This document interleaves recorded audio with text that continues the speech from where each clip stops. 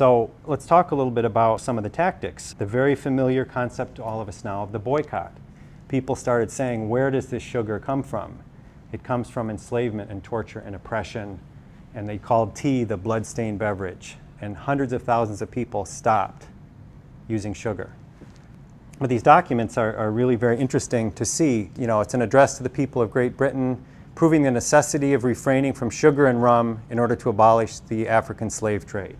And these pamphlets were distributed by the thousands, changing the understanding of vast numbers of people. And you know, as this was a new phenomenon in human history, the people who were enmeshed in slavery were horrified by this. And it was very upsetting to them because their world was getting disturbed and rocked. And so they began to do some things that we now are very familiar with as well. Other techniques were invented to counter the activism. And so the message is put out. Sugar is not a luxury, but a necessity of life. And great injury have many persons done to their constitutions by totally abstaining from it. I mean, does that sound familiar?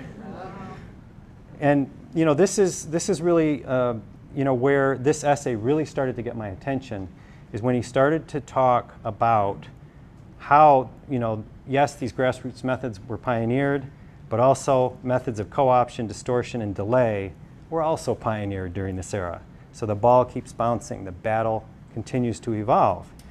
And you know, understanding that is just as important as understanding how the change was brought about. How was it resisted?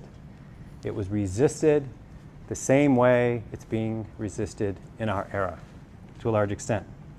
So, you know, as I can tell from the laughter in the room, you know, we know that the meat industry, the egg industry, and the dairy industry put out the same message, you know, that these foods are a necessity for a healthful life, and that refusing to eat them for reasons of conscience, self-destructive and unrealistic and ignorant. So he talks about the counterattacks. The pro-slavery forces bought a book for distribution, and he talks about how in a college town, Cambridge, which he said they were lefties even then, they printed 8,000 copies of the pamphlet about how each happy slave family had a snug little house and a garden, plenty of pigs and poultry. And they sponsored a London musical, The Benevolent Planters, in which two black lovers separated in Africa end up living in adjoining plantations in the West Indies and are reunited by their kindly owners. I mean, if you think about how ingenious this is, how diabolical, here's the playbill for the Benevolent Planters. So some real thought and effort and craft went into creating the counter message, ensconcing it in the realm of entertainment, wrapping it in the framework of a positive, redemptive story of these, you know, tragic, star-crossed lovers brought together through the system of slavery to a happy ending. Sounds fantastical, but wait till you see where we're going with this. And you know, again, the idea of language and the manipulation of language. So they recognized, you know, that the word slave, you know, connoted something negative. So let's call these people assistant planters, and everybody will think it's all okay. And you know, again, in every issue, these things happen. It's the same dynamic over and over and over. And that's very useful information. So again, going back to this theme, that what they were doing, and this is what happens again every time, is you shift. If you want to maintain an oppressive system, you shift the discussion from the justice or the justification for the oppression itself. Why are we allowed to have absolute control over these others? You never want that question to be discussed or thought about.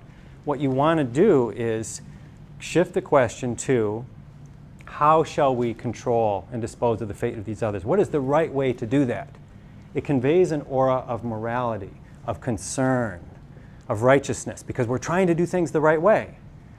But we're not really talking about what is the right thing to do. It is very, very effective. So this brings us back to animal advocacy. Again, the shift in the last 5, 6 years, overwhelming, to the question, even within the realm of animal advocates, humane treatment. How shall we use and kill animals the right way?